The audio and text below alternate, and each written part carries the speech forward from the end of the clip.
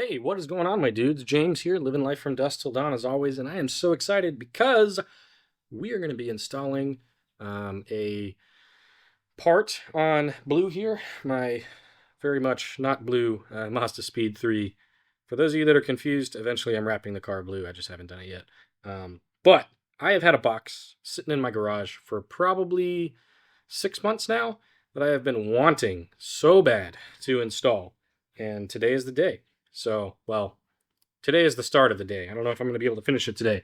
But I have with myself here a random metal bracket that I'm going to try to put to good use. We'll see if that happens. But I have an intercooler, specifically a front-mounted intercooler. Now, this one doesn't look like it's in the best of shape, but it does not appear that there are any holes or anything like that in the actual main channels and stuff. And though some of the fins are a little bit bent, honestly, it's not that big of a deal.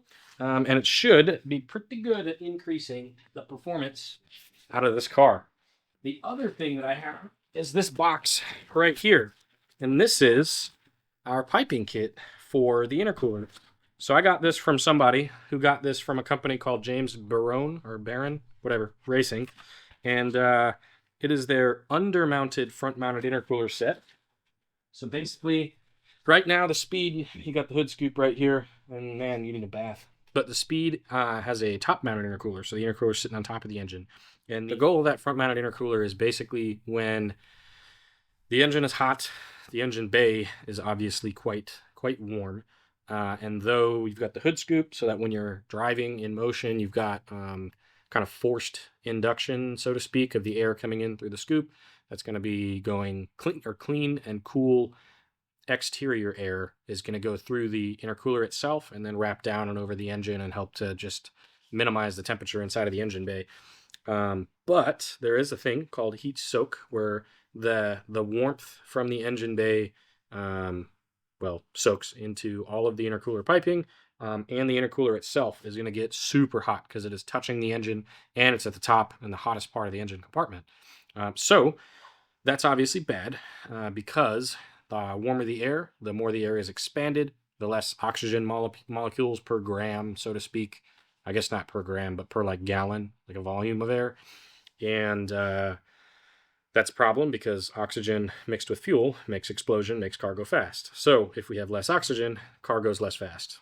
So the hope is with the front-mounted intercooler that the air that's really hot at the top of the engine bay is not going to be affecting it as much because it's going to be super down low to the ground and right in front of the radiator and the opening to open air. So there shouldn't be really any temperature difference between the outside and the intercooler, even when I'm sitting there in traffic. So I got instant power all the time. The other thing is, most front-mounted intercooler sets that I've seen, at least on this platform, have a pipe that goes over top of the valve cover.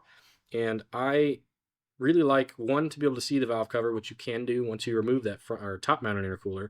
But I want to not have to remove that pipe every time that I want to do anything in the engine bay, because it's very frustrating right now having to pull off the top-mounted intercooler anytime that I want to do something around the spark plugs or the valve cover or whatever. So being able to avoid that is going to be key. James Barone Racing, they make two different kits. They make a top, or a normal, I guess, front-mounted intercooler piping set and an under-mounted intercooler piping set. I don't know if it's going to have much of an effect on that heat soak that we were talking about because it's all silicone. There's really not a whole lot of metal that goes into the piping system, and silicone's pretty good at like not maintaining heat like metal does. But the main goal is I'm not going to have that massive pipe sitting on top of all the things that I'm trying to access sometimes, and I won't have to remove my intercooler piping pretty much ever, even to do just standard maintenance. So it's really exciting. For those of you that missed some of the previous videos, I've had to do a couple of things to the car in order to prepare it for this moment. I've had to do the Autotech high-pressure fuel pump internals. I've had to do an aftermarket Crashbar. You don't have to do that. You can do that with the stock Crashbar. But if I want to go with a larger intercooler than this one's pretty small. I don't actually know what this one is. It's unbranded. It doesn't have anything written on it. All I know is I got it from some dude that had a Gen 1 Mazdaspeed, And one of these days I'm going to be upgrading to a really tall Mishimoto gold intercooler, because those are really pretty, but they're also quite expensive. And then, of course, I've got the Cobb access port. Whenever you install your intercooler, you're going to have to do a separate tune. And so I've been following the Cobb off-the-shelf tunes, and once I install the intercooler, I'm able to go to the Stage 2 off-the-shelf tune. So I'll be able to just drive it on the street right away, pretty much, which is ideal. Obviously, you should go to an actual tuner and, you know, send them data and all that sort of stuff so that they can make a tune for your car that is the best for the engine. Enough said. That's a lot of talking. That's a lot of words. I'm probably already 15 minutes into this dang video, and I've just been sitting here talking, and maybe you guys have been watching some B-roll. I don't know. I've been walking around, waiting for you to shine. People passing me by. Does it feel like I belong? Trying to keep it alive on this hungry side for a better confirmation. Yeah, I'm heading for the station. I can feel love is real. I really like how it's dimpled on the back edge. So when you put the hose clamp down, it's not going to slide off. That's fantastic. I'm just going to pull out all the parts I got here and figure out how they're supposed to be pieced together. I had a ton of really nice hose clamps too.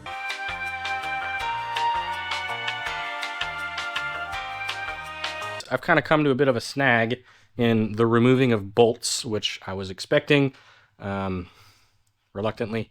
But yeah, so I figured it was a good point or a good time for me to stop, take a quick break, and talk to you guys about it. So the kit itself doesn't seem like it's an insane amount of work to install.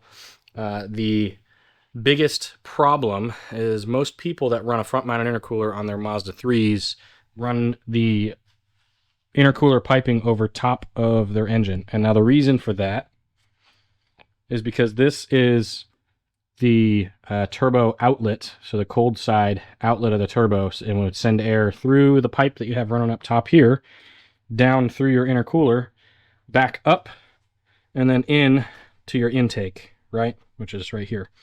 I don't want to do that because I bought the undermounted intercooler set, which removes that pipe from up here, so I have full access and full view of my valve cover, of my spark plugs, and I can start doing decorative things up here that people can look at. And if there's a pipe in the way, I mean, sure, it's there for a reason, but also it removes a lot of that visibility. And on top of that, every time that I want to do something that has to do with these two spark plugs right here or removing the valve cover, which is not very often, I've only taken it off once. I can already hear the comments screaming at me. I get it. But point being, the next time that I do have to do stuff with it, I have to remove that pipe anyways. If I do the undermounted intercooler set, I don't have to remove shit. It's already open and available. Next question you might be asking yourself is, well, if this pipe is coming up this way, how do you make it go down? Because it's very tight right there. It doesn't look like you're going to be able to do that, right? Yeah, that's the problem. Unfortunately, I have to remove the turbo from the car, and I have to unbolt the cold side of the turbo, spin it around 180 degrees so it's pointing down, bolt it back on, put it back in the car, and that way we have the pipe going down for the outlet of the cold end of the turbo, right? Which is painful. So let me get you caught up on what you have to do to get to this point. I changed out a whole bunch of the hardware because it was all rusted and it was gone. And so I swapped it out. I also painted my heat shields, which obviously those are looking a little worse for wear. Again, that paint, even though it was engine paint, I put down a layer of rust reformer between the metal and the engine paint, and obviously that did not do what it was supposed to do, aka rust reformer is not rated to 800 degrees. So that's why it looks like that. I pulled off the factory top-mounted intercooler. You have two 10mm bolts that are there, and then one there on this plastic cover. They bolt into these two holes right here. And then you have 1, 2, and 3 12mm bolts that go here, here, and here. They're supposed to be studs with just a nut on them. Obviously, this one just came out. Whatever. I'm going to remove it anyways because, well, it doesn't need to be there once I have the front-mounted intercooler. And then you have these two 10mm bolts for your blow-off valve. This is obviously not factory, but it's in the same mounting location. So you have the one here and the one here. And then you have a 10mm hose clamp for the outlet of the intercooler into the intake, and then a 10mm hose clamp for the outlet of the turbo into the intercooler. So you remove all of those things and throw them down there. Next is the painful part. Come back here, you're going to have a big old heat shield on top here and another big old heat shield down here covering your downpipe, which are these two right here. So oriented inside of the vehicle are going to look somewhat like, let's see, that and that sitting on top of the turbo, right? So you're going to have 1, 2, 3, 4, 5 bolts that you need to remove. I think they're 8mm from the factory. I honestly don't remember. And it doesn't matter what the bolt size is that I replaced because, well, it doesn't help you guys at all. So I think they were 8mm, which is why they were all rusted and horrible. And that's why I replaced them. But yeah, so you have those 5, and then you have 2, 3 right here. So you have 1 here, 1 here, and then 1 in the back. And that's how you pull those heat shields out, and then you just kind of like wiggle them until they come out. Also, this one needs to come out, this little foam thingamajig that bolts or mounts onto these 2 points here with these little plastic screw tabs. And then in your car, most likely, you're going to have a metal heat shield that runs all along back here. You can't take that one out. All it does is get in the way, which is why mine is not there anymore because I cut it out with an angle grinder. Now, heat shields are out. We are up to date on the engine bay situation here right now. Next, we have to pull the turbo, which is really freaking annoying because you have your turbo studs, which the nut probably should be not attached to the stud, but that's how they came out this time. So that's cool. There's 5 of them holding the downpipe on. You've got, I'll show you the little the turbo gasket, little copper gasket that runs inside there. I'll show you that once I pull it out so you can actually see where each of the bolts are located around the side. Basically, you've got 5 14mm bolts that are running along the outside of the downpipe connecting to the exhaust outlet of the turbo on the hot side. And then you also have, I haven't gotten to this yet, so I don't know if these are also 14s. They look a little bit smaller. Let's see. They would still be a 14. Makes sense. But yeah, so you have, let's see, 1, 2, 3, 4 14mm bolts connecting your exhaust manifold to the hot end of the turbo on top. So you have 1 here, 1 here, 1 here, and 1 here. And I do not feel a 5th one. I think it's just the 4. But yeah, so we're going to take those off. Then we get into some sketchy territory because I've never done this before. The turbo itself has a coolant line that runs to it in order to maintain the bearings cold, and it also has an oil line that runs to it. What I'm probably going to have to do, I really don't want to do it, but it's going to make my life a whole lot easier, is just clean up the driver's side of the engine bay here. Basically pulling out the battery and the ECU. For those of you that have never done that before, I don't know. I'm not really going to go through that because I've gone through that a lot on this channel because it seems like every freaking install you do on a Mazdaspeed3, you have to pull the battery and the ECU. Crazy. It's really easy. You got 2 10mm on top of the battery, and then you can pull the battery out, and you've got 3 10mm holding the battery tray in, and you can undo those. The ECU is really easy. It's got this little plastic cover here that you just kind of like pop off somehow. I think it's got a little clip there. There you go. You just kind of pop off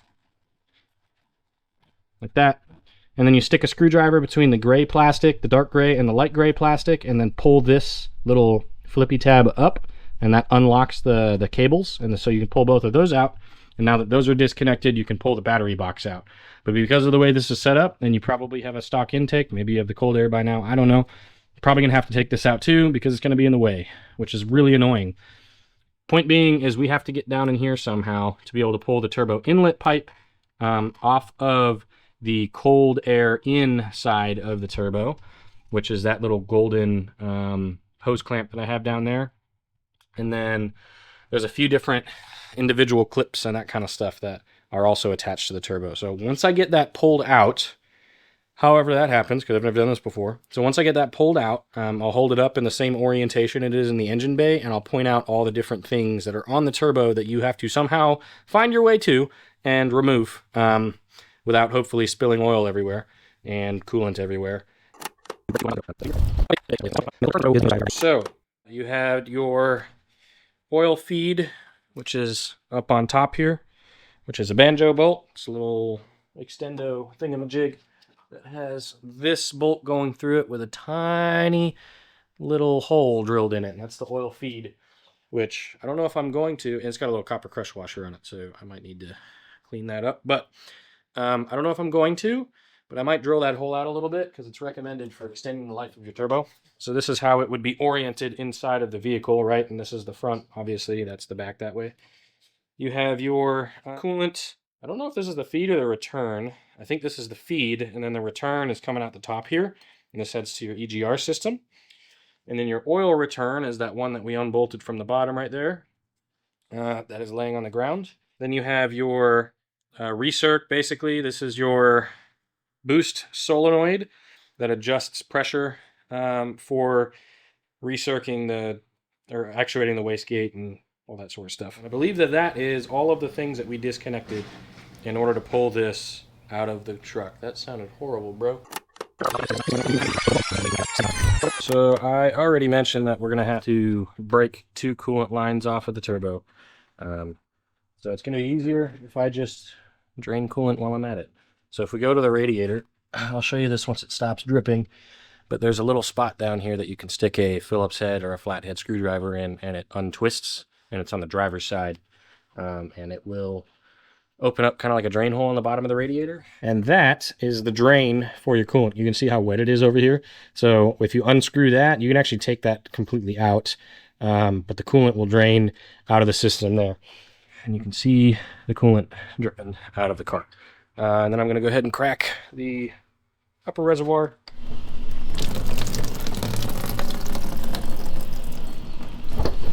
Update. Different day. It's been a couple of days, I think, since the last one. And I'm mildly successful, and I've also learned something so that y'all do not have to. So the heat shield that sits directly underneath the exhaust manifold is this guy right here. And as you can tell, I had to get a little bit violent with my removal means because that one bolt was gone. So it rests just like that underneath the exhaust manifolds. But yeah, all of the bolts look like this. They're pretty rusted and disgusting. So that took a while, but I got it out finally. And the whole purpose of that was because I thought if I remove the exhaust manifold, I can pull the turbo up and out of the engine bay, and that would make it a little bit easier than having to go through a whole bunch of shit. In order to remove the last stud for the exhaust manifold, I found this out after removing all the other ones. Before removing the last stud, you have to get the turbo out of the way, which is really annoying. So technically, what you could do is undo all the turbo things, drop the turbo, leave it resting in the engine bay, remove the exhaust manifold, and then pull the turbo from there. Oh, the other thing that I did is I completely undid the exhaust itself. So we're going to be upside down for a minute, but we are underneath the car. That is the front that way. Here is the downpipe, just kind of resting right here. I removed, if we move further back, I removed the mid pipe that's lying on the ground next to me, so I could rest the downpipe on the front crossmember. But basically, you undo those 5 bolts for the downpipe, and then you remove these 2 14mm bolts right here, which are going to be basically holding the catalytic converter and the downpipe in place. It's like just a mount bracket. So next, what we have to do is not get coolant all over those 2 plugs that I actually have no idea what they're for, but I think it has something to do with the boost controller. So I can't even tell if you can see this right now because the downpipe's in the way. This pipe right here is your oil feed line from the engine, so we have to remove that. And so you've got 2 8mm bolts on the top and then 2 8mm bolts right here, and that'll get that out of the way. I don't know if we necessarily have to remove the bottom one and take this whole pipe out, but I'm going to do it anyways. And we're going to be messing with this bracket right here, which is the turbo mounting bracket. That's also a 14mm. And then we have a coolant line here. I believe this is the coolant feed going to the turbo, so we're going to have to undo that. So be careful if some coolant might come out. And then the coolant return from the turbo is, I think, on the other side. I got to go figure out where that is.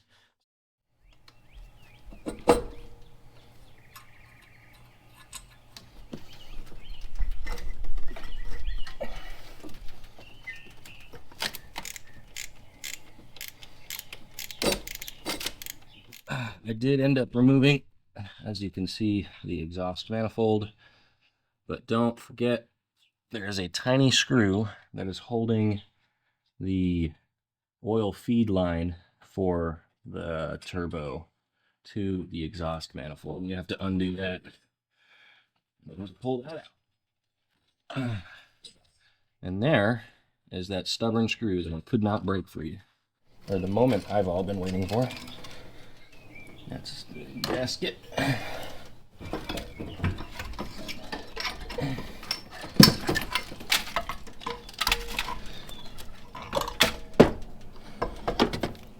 Turbo is finally out. In case you couldn't tell, it's a new day, new shirt. But here is the little baby KO4 Turbo. Ooh, no shaft play. That's good. Neat. Now, we get to move into the fun part of completely flipping this around. So basically, what we're going to end up doing is we have to unbolt the wastegate actuator, remove this feed tube right here and this one right here from the boost solenoid. We're going to remove the boost solenoid, I think. And then we're also going to remove our coolant return here so that we can get it out of the way to be able to rotate this. And then these bolts on the back are just squeezing the turbo onto this like center adapter plate between the cold and the hot side. And then we're going to rotate the turbo such that when it's resting, this is straight down. So start with that. We've got a tiny little clip that's holding a little arm thingamajig for your wastegate actuator.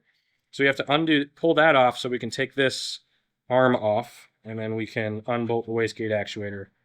We'll go from there. And then we removed this specific coolant line. This is the one running from, if the cold side is up, from there. So undo that. This right here, the big bolt, is a 17 millimeter, and then the small one is an 8 millimeter. So we remove both of those, and then clean it up because it's probably disgusting. And then I'm gonna bring you down near me. And then the next step they have you do is mark with like a Sharpie. I don't know why they have you do this, but you mark the cold side of the turbo just like that. Also, your wastegate is now freely movable, so be mindful and careful of that. Now we're going to place the cold side of the turbo down, and we have 4 10 millimeter bolts that are holding the cold side housing, outer housing in. So we're going to go ahead and undo all 5 of those just a little bit, just enough to be able to rotate it.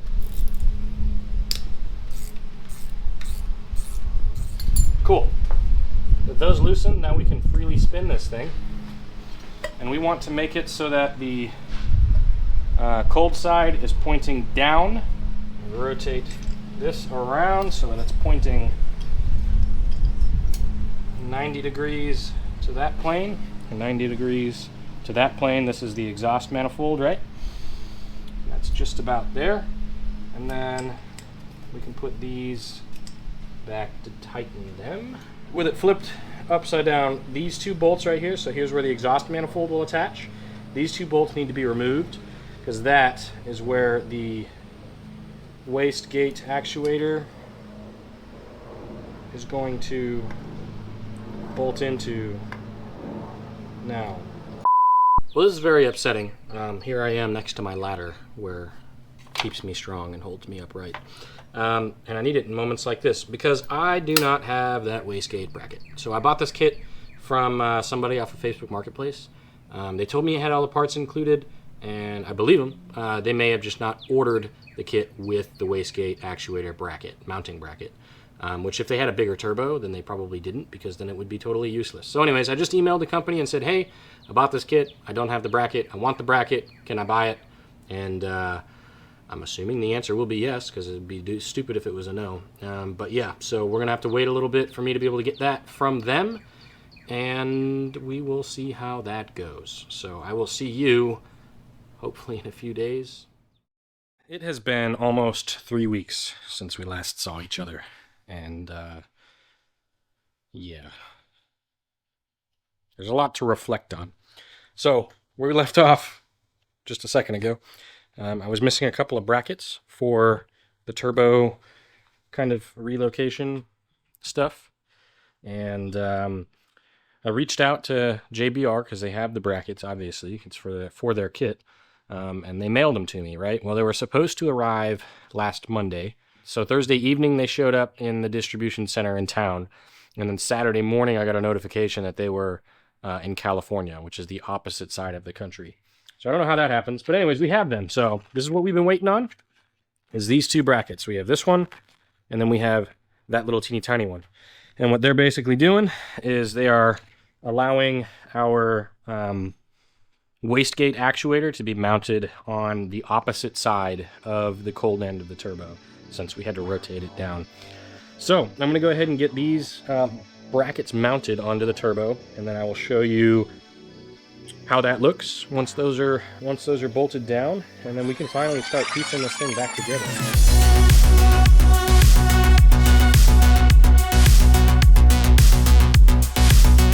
The turbo should be ready to go back into the car. The wastegate bracket, or like actuator bracket, is mounted just like this on the turbo, and into these two like bolts for the slip, whatever you want to call that. I then put the two coolant lines back on, the supply and return, and then the wastegate actuator like push rod itself needs to be bent a little bit. So this little tip down here, you bend it down towards the little wastegate flappy doodle right there, and then make sure that you put the little clip back in when you put it back on. I'm gonna go ahead and start working towards putting this back into the car. I got a lot of work to do before I can get to that point, so let me go ahead and put in some effort. I'll show you where I'm at. Long story short, turbo is now in the car. Got the front bumper off, and I ended up actually replacing all of my coolant lines since I was already in here taking a few of them out, specifically the supply and return for the turbo. So I figured it was a good idea to go ahead and knock that out too, and that's done. And then I spilled coolant all over myself and took a shower in it, and that was pretty horrible, so don't do that. So the kit came with this, and I believe this is supposed to be your vacuum line, but unfortunately that hole is really, really small. And over here on this side of the turbo, this line right here running from the wastegate actuator to just this outlet port on the cold side is pretty thick. Like, in all reality, it's about that thick of a nipple. So that's not going to fit, right? Which is really unfortunate. And because I couldn't get that to fit, I had to do something else. And so the other line that they supplied did fit for the most part. And that seems to be working out okay. But I believe that that is the coolant line that they supplied as your like coolant extension. So underneath the car, I'm going to get down here with you. Oh God. And then I'm going to turn the mic sideways and try not to bump it. A whole bunch of stuff. Okay. So here we are looking forward, and I'm going to point you upwards. So this is looking underneath the car. Here's your front drive shaft, whatever you want to call it. Here is the cold outlet of the turbo, and then here is the coolant line that I've added. So that thicker one that I showed you that I was using up there as the boost, or the vacuum line basically, is technically supposed to go here. So you connect it to this coolant line for the turbo, and then over here to the coolant line hooked into the system for the car. But because I had to use it for the other one, I ended up cutting it in half, and then it was too short. And because I was doing my coolant line swap, I just cut up another coolant line that I had just pulled out of the car to make that fit, which is really cool. So surprisingly, that worked out decent. The only question that I have is whether or not the coolant line is going to work for that vacuum line on the turbo for the wastegate actuator. It should be fine. So the great thing about silicone, whatever, for those of you that have never really used this before, if it gets dirty, it's really easy to clean. Literally, just take some water and run it over top of it, and everything will slick right off. It's pretty awesome. So I just gave it a quick rinse with a garden hose. Now I'm going to measure out 3.5 inches of this, so it's going to come out to about here-ish. And then I'm going to use a sharp X-Acto knife blade, slice through that. We don't need the rest of that, I'll throw it away. And then we'll go ahead and clamp this side up into the car onto the turbo. So let me cut this. Cool. So this has been cut. Bam, 3.5 inches is off. And now we get to take this end and slide it into the turbo. So the way that we're going to be mounting this in the car, so if you have, if you're laying on your back looking up at the engine, and then above your head is the front of the car, okay? So that puts the turbo at the back side of the engine right here. We're going to install this like that. So it's going to come out of the cold side of the turbo and then point inboard of the car, or towards the passenger side of the car. And then we'll be taking our, what is this, the 60 to 68 millimeter hose clamp, and then that we'll be putting on here, and then tightening it down with a 10 millimeter in order to make it nice and tight. One of the things that is recommended is you can take a little bit of WD-40 or whatever and slide it or spray it on the inside of this so that it can slide on a little bit easier. So if you're struggling to get the silicone in, use some WD-40 as a lubricant and it shouldn't be too bad. Next is going to be taking this metal pipe. You've got two metal ones. This one's the shorter of the two. And this is going to be coming out of the outlet little silicone pipe that you attached just now, with the curve and the outlet of that pointing towards the passenger side of the car. It calls out a different sized hose clamp than what I have and was given, but I believe the 73 to 81 millimeter is going to work just fine. It calls out like a 65 to 75 or whatever, but I think it'll be just fine. So we'll slide this one inside of the other silicone tube and then clamp it down, and then we'll move on to the next step. So we've hit a couple more issues that I'm working through. I went ahead and kind of worked forward just to see exactly what I'm supposed to be looking at.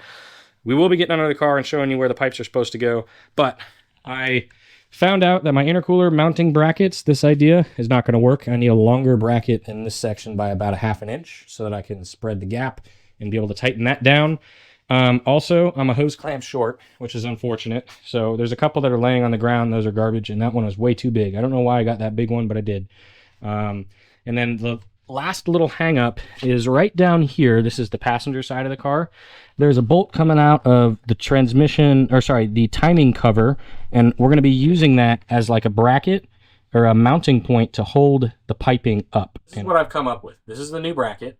I went to Lowe's and I bought these 5-inch just right angle metal brackets. I think these are 1/8 inch steel. And I cut it out to shape and I stuck a rib nut in here. This is an M8 rib nut. And then I only had one type of M8 bolt, which is that one. So those are going to get swapped eventually. Brackets are on and painted. Fully installed. Both sides. I had to bend this bracket over a smidgen in order to make it fit, because the holes I drilled were about 1/4 inch too wide, unfortunately. So we do have to relocate the temperature sensor, but I was thinking that we have a little dot right here. So in all reality, I believe I can just do this. And I'll leave it just like that. Like it was meant to be. Look at that. How great. I have been working feverishly on this thing. I just replaced the electronic boost control solenoid. If you guys missed that video, it's coming out at some point. Yeah, at some point. Probably before this one, I don't know. But the last thing that I didn't really talk about is putting the heat shields back on, and specifically the one that is against the back of the turbo. I already put it back in. You have to trim out a little bit of that notched cutout in that heat shield in order for it to fit down inside where it was, because the wastegate actuator push rod is in the way. So you just have to open up the upper portion of that little cutout from the original location of the wastegate actuator so that you can still have that there.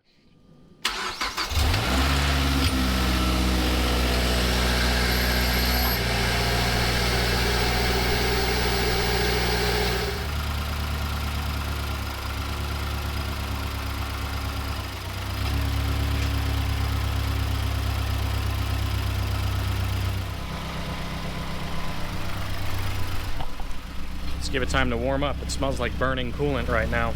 It's just leftover that was already on there. So once it's warm, when the thermostat opens, I have it at an angle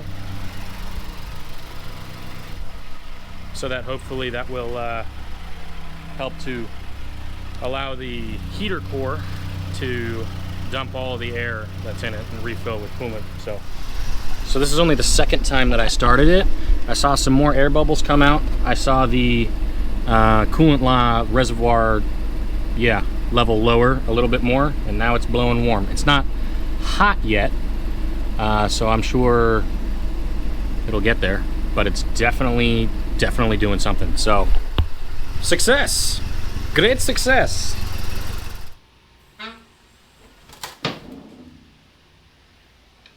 What's crazy is I've gotten so used to the car being at like this height on me when I'm like reaching in that I don't realize how low to the ground it actually is once it's on its own 4 feet. So I can access so much like this. Cars are pain, but I love them. It's really exciting. And I'm loving the way that this engine bay looks now without that massive top-mounted intercooler or an over-the-top intercooler pipe. I love this. This is way better. I'm very, very excited, and I'm really looking forward to driving this thing and seeing if it feels any different with the front mount. I know I have the potential of getting more power with that front mount, but I'm very curious to know if it's going to feel any different with the same tune, or if I'll notice any of the boosted air temperature being any different, because it should be, because there's less heat soak, because it's at the front, and all the heat rises out of the engine bay. I'm going to go for a quick test drive. You'll be over my shoulder. I don't really have anywhere to mount this, so I'm probably just going to be talking into this one, and we'll see how it goes. I'm just going to do a lap around the neighborhood and then check coolant level, and then I might get out on the main road, bring it up to normal road speed, and then like periodically, and not periodically, incrementally increase how much I'm asking the engine to do. That way, if something happens, I can stop. See you in a second.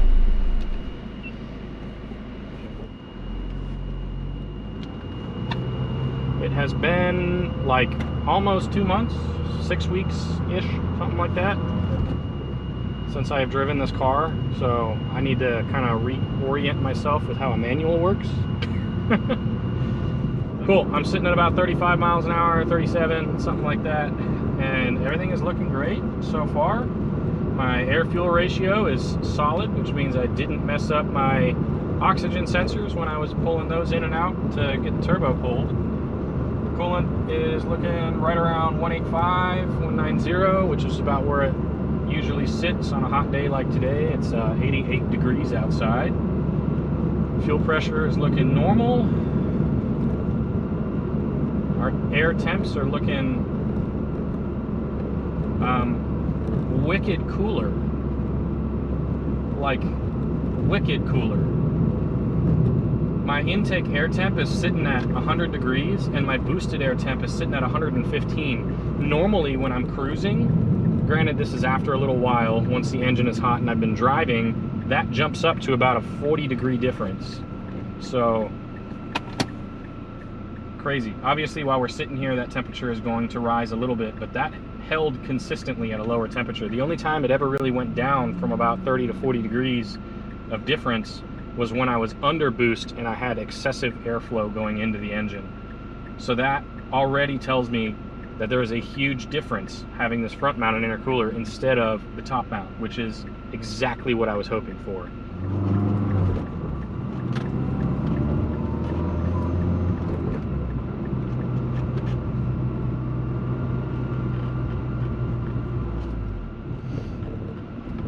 Been a while since I've driven this car. Okay. Pull in right here. And now the engine is acting weird. Well, there's no leaks underneath the car and everything in the engine bay looks to be okay. So I'm gonna go ahead and start it again. I've never seen it do that before with the air fuel. It dumped all the way down to the bottom. but and then it was kind of being awkward in the idle. So hey, so I figured it out. You remember that clamp, that band that I never put on? So let me show you what happened. So I don't know if I caught it on the sound quality of the other camera, but basically I was driving. I didn't really mean to enter boost that much, but I did, and I felt the car lurch, and then all of a sudden I could hear the turbo a lot more, and it was doing weird stuff. And the RPM bouncing was because of the engine was only drawing in the air that was created on the suction side of your four-stroke, because the turbo wasn't feeding anything, and the sound of the turbo was because the turbo was just sending air out into the atmosphere. So this left pipe right here, can't see it too well, but it is not attached to my intercooler. So I'm just gonna put that on and tighten it down with a temporary clamp, and then it should be good to go. Okay, I have a, sorry for touching you, I have a microphone in the way, but this is the tube on the passenger side that didn't have the clamp on it. And you probably couldn't hear me very well, but that's the tube that didn't have the clamp on it. So I've got a temporary clamp on while I wait for the fancy ones to show up, and then I'll put that one on better. Now it should run just fine. So that totally makes sense why air-fuel ratio went crazy and why the engine was idling the way that it was and doing weird shit. And yeah, that was funny.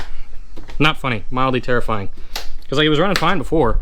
Either way, I threw the new stage tune, so the next gen stage 2 tune from Cobb, onto the car. Putting tools away. Keeping my tools with me just in case I get trapped on the side of the road. Also, I'm going to fill the coolant a little bit before we go for another drive. I think I have all of my pipes tightened properly. I don't want to over tighten them, so I tightened them just enough to where I could start to see a little bit of deformation on the hose itself, which means that it's tight enough, or should be, to keep the hose from blowing off. But we'll see. Sitting at 60 miles an hour. Fuel trim looking good, air-fuel ratio looking good.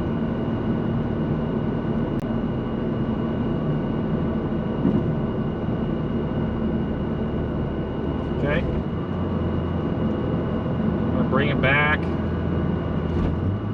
Fourth. Well.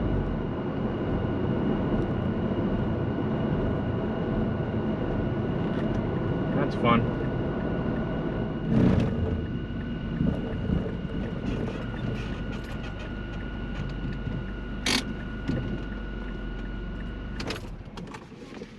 I'll be back. Cannot enter boost on the way home because I am missing a clamp now. I done did it.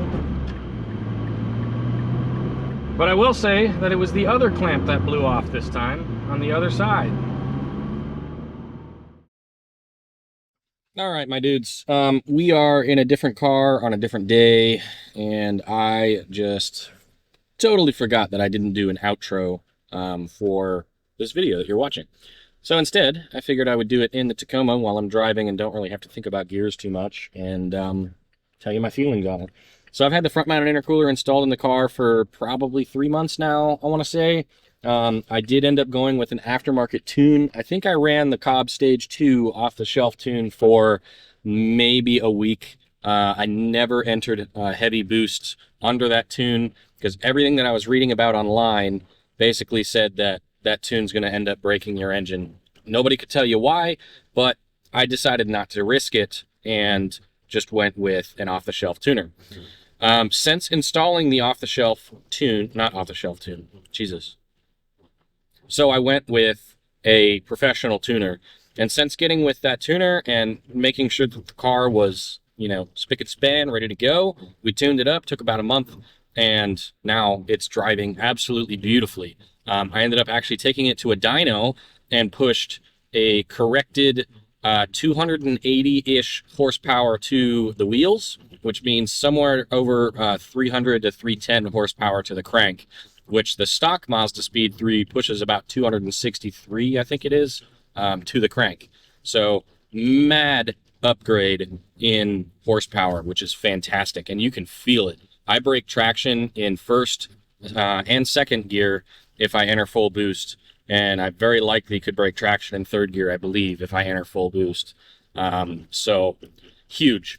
The temperatures for my boosted air temp and my intake temp are almost exactly the same when cruising, which makes sense because there's no more heat in the top of the intercooler because it's no longer sitting on top of the engine, and instead it is in the front where all the cold air and stuff is, which is great. So success on that one.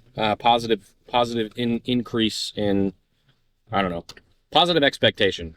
Boom. Beyond that, I did end up having to do a couple other things because I didn't think about this, but when you put a front-mounted intercooler on a car that's used to having a top-mounted intercooler, all of the heat from your boosted air is now going to be blown into your radiator and your air conditioning condenser. So they're not going to function as well because instead of getting your 90 to 100 degree ambient temperature, we're in the South, 90 to 100 degree ambient temperature blowing into your radiator coils, instead you're getting that plus the 140 degree air that's coming out of your intercooler. So that became a problem. I ended up upgrading my radiator as well as swapping out with a different thermostat. Those are videos that are going to come out here relatively soon, so keep your eyes open for that. But beyond that, the intercooler's been fantastic. I don't think there's really anything else that I need to talk about in regards to the intercooler. If you guys have any questions, please drop it down below, and I will do my best to answer any questions that you have. I think I did a pretty decent job outlining all of the things that I had to go through in order to get the front mount installed on this car, but I very likely could have left stuff out. I know it's a long video, and I appreciate you sticking around until this point if you're still listening to me talk. And yeah, keep looking forward to bigger and better things. I'm always looking for the next thing. It's the ADD. I can't focus on the same thing or be happy with the same thing all the time. I gotta be doing the next thing, and I'm definitely always looking for the next thing on the horizon for both the Mazdaspeed and for my Tacoma. So with that, I'll see you guys in the next video, and don't forget to live from dusk till dawn. See you guys.